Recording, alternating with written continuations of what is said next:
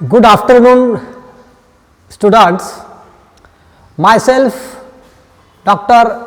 Haribhav Vaighere, Assistant Professor, Department of Botany, Maharaja Jivajirao Shinde Mahavidyalaya Srigonda, District Ahmednagar. The main aim of this video is only for educational purpose, and if you like the video, you can see the videos of FYBSc and SYBSc on Dr. Vaighere's biology channel also. Then our college is affiliated to Savitribai Phule University of Pune, and in this university the syllabus is a CBCS pattern, that is choice based credit system is there. In that choice based credit system there are 2 credits in each paper, and the 35 marks for the theory for each paper in each semester. And the last video we have completed the importance of anatomy. We have started the paper number 2nd of FYBSc, plant morphology and anatomy. In that paper we have completed chapter 1st, introduction, chapter 2nd, morphology of reproductive parts. In that morphology of reproductive parts we have completed the flower, floral holes, estivations, inflorescences, all that we have completed. In this second credit, that is chapter number 3, anatomy. Then what is anatomy? The gross internal structure of the plant or a plant organ, that is called anatomy. And when we anatomical structure studied with the help of microscope, that is called histology. In this way we have studied different points related to anatomy, and before this we have learned about the importance of anatomy in taxonomy. In that taxonomy, how the plant's anatomy helpful in the identification of the plant, classification of the plant, and nomenclature of the plants. All anatomical characteristic features which is very useful in the study of taxonomy. In the same way, we have learned about the physiological or importance of physiology in anatomy or importance of anatomy in study of the physiology. Then we know that definition of physiology, all metabolic processes which is found in the plant life, that is called physiology, and how that anatomy is important in physiology. The photosynthesis, respiration, translocation, absorption of water and minerals, we can understood very well with the help of this anatomy, with the help of this anatomical structure of the plants. And in today's video we are going to learn about the importance of anatomy in ecological interpretations. Then what is ecological interpretations, or what is ecology? What is the what is the meaning of that ecology?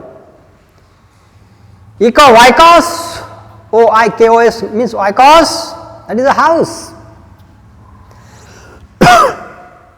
Logos, that is science, and deals with the study of relationship of environment, plants and their communities. That is ecology. Environment, plants and their community, their surroundings are studied in the life in relation to the environments.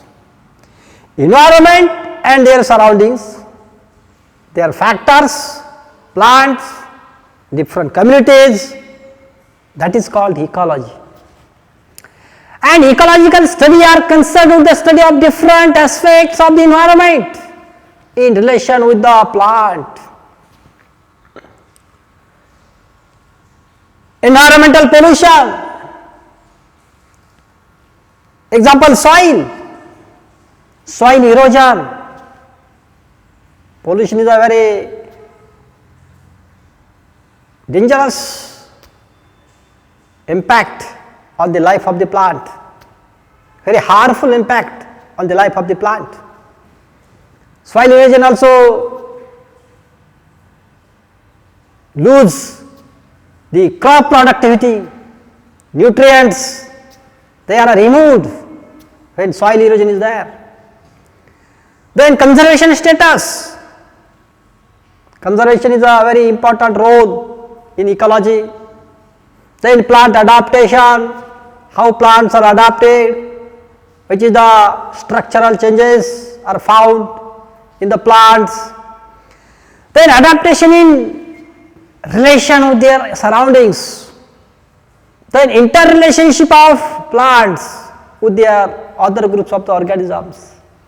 How they are interrelated, how biotic and abiotic factors they are interrelated, how plants are interacted with the animals, how insects are plays vital role in the transfer of the pollen grains.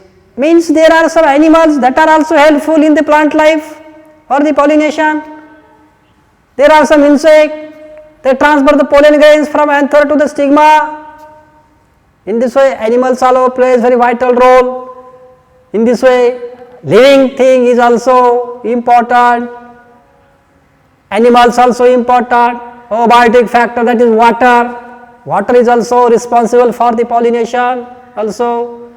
There are some hydrophilic condition is there, hydrophytic plant is also there. And in this relationship of plants with the other groups of organisms, then role of water and gases, components in the plant life. There are different gases in the nature, oxygen, carbon dioxide and many other gases are also there in the nature, and that are also impacted on the life of the plants. And the plant anatomy helps in ecological interpretations in the different points. Which are different points for that adaptation? First is a plant adaptation. Then what is adaptation? Adjustment. How plants are adjusted with their surroundings, and that is called adaptations. Plants adjust with their environment and accordingly several anatomical changes takes place in the plant body. Adjust according to their environment, according to their surroundings, and made some changes according to requirement of the surroundings. And the structure, body pattern also changes in these adaptations. And plants are also classified on the basis of ecological interpretations also. That is, plants are classified as hydrophytes, that are water living plants, living in water, having a thin structure, body pattern is very thin, air cavities is there, that are floating on the water. There are different plants like this type of modifications, adaptations. The mesophytes also there, they are terrestrial plants with extensive root system and well developed tissue and tissue system. Then there are some xerophytes. That is, what is xerophytes? That are the plants which living in a scarcity of the water. Where there is no water, that plant also grow in that conditions. That plants can grow in that type of conditions, and the xerophytes having a extensive root system deep into the soil, and roots are woody also. The roots of such type of plants that are woody, hard and very efficient vascular system. Very efficient vascular system is there. Then what about epiphytes? We know that there are different orchids that are grow on the other plants that are having a climbing roots, absorbing roots and hanging roots are there in different epiphytes. Then parasites also there. मराठीमध्ये आपण त्याला काय म्हणतो, भांडगुळ म्हणतो पॅरासाइटला. Then parasite, that is a root or a hostelry is there. Then penetrating host tissues are there. In the parasites we know that कसकुटा is a plant. मराठीमध्ये आपण त्याला अमरवेल म्हणतो. मरत नाही, या प्लांट वरती नाही जगला तर दुसऱ्या प्लांट वरती जगतो. That is parasites. Then halophytes. What about halophytes? That are the plant growing in abundance of salts. That plants grow in a salty region, salty water, salty soil. That plants are called as halophytes. That are plants having marshy lands near the sea shore, around the seashore. And viviparous seed germination method is there. And in this way, plant anatomy helps in ecological interpretations. Ecological interpretations, understanding adaptations, that is xerophyte, hydrophyte, mesophyte, halophytes, parasites, epiphytes, that is adaptations. Then morphological differentiations according to environment in different plant groups. वेगवेगळे plant groups आहेत, different plant groups are there, and according to their different plant groups, they have different morphology. Hydrophytes have different morphology, xerophytes have different morphology, internal structures also have a different anatomical structure. There are tissue vascular system is also different, epidermal system is also different in different plant groups, and they have adapted well in that situation. Then ecological interpretations are possible by anatomical studies. When we take the transverse section, when we take the longitudinal section, at that time we are possible to anatomical studies, and in ecological interpretation we can conclude, we can give some points by studying this anatomy. Then how halophytes can be interpreted on the bow, which points? Then hydrophytes can be interpreted having, first point is habit. What is habit? Hydrophyte having growth in a water or that grow in a wet places. Very most of the water is there. Water loving plants, that is hydrophytes. Then what about the epidermis of this type of plants? The epidermis of this type of plant is very thin. Thin old epidermis is there. And that plants are parenchymatous. Parenchyma is present in this type of plants. Then what about cortical cells? What about cortex? Then extensive, well developed and large air cavities are there, which is helpful to the plant to float on the water. That air cavities which are present in the cortical cells and that are helpful to the floating of that plant in the water. Then minimum development of vascular system, less number of vascular systems, there is no need a complex tissue structure, complex cellular structure, no need. Minimum development of vascular system is the important characteristic features of these hydrophytes. The lack of sclerenchyma, no need of sclerenchyma. Extensive air chambers are there, need of extensive air chambers to float on the water. There is a need of air chambers, the air cavity is also there, and there is a development of this type of air chambers, and reduction of absorbing tissue. Root is an absorbing tissue, we know that very well. With the help of root, plant absorb water and minerals from the soils. But these type of plants grow in water, there is no need of absorbing tissue so as to absorb water and minerals, no need. Then what about next point? Which are the different examples of this type of plants? Hydrophytes. Plants like Vallisneria, plant like Eichhornia, Nelumbium, Nymphea, Ceratophyllum. That type of plant shows these modifications. In this way, hydrophytes, they show these type of modifications. Then what about xerophytes?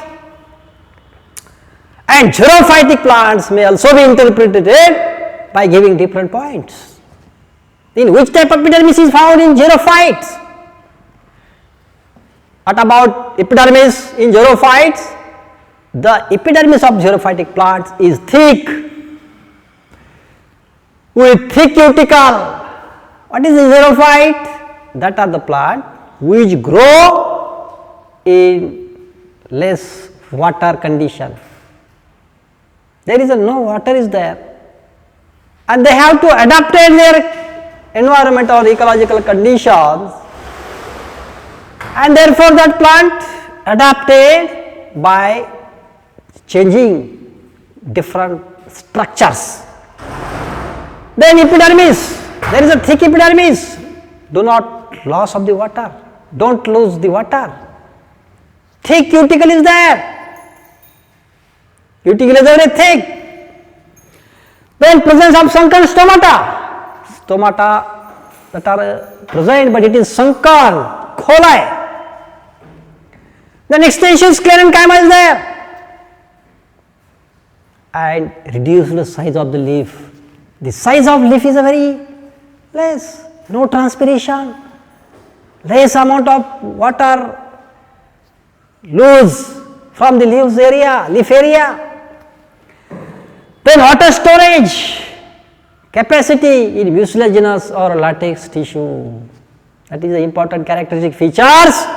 Water storage in mucilaginous or latex tissues is the important characteristic features of xerophytic plants. Then which are the different examples of this type of plants? We know that plants like Euphorbiaceae member, then ageo, Marathi मध्ये आपण केकताड म्हणतोय, aloe vera, कोरपड सगळ्याला माहिती आहे. That are the xerophytic plants. We know Casuarina also, we know Argemone also, we know Caparis, Opuntia. Opuntia is a very important genus, very beautiful and attractive plants are there, and they have xerophytic plants, and this type of different plants shows adaptations. Then what about epiphytes? Epiphytes have roots. We know orchids, Fenda, we have seen that orchid before this. That roots provided with an outer covering of absorptive tissue of filament. That plants, they have absorptive tissue that absorbs required water and minerals from the environment. And it acts as a sort of sponge and absorb moisture. It acts as a sponge. We know what is the characteristic features of sponge?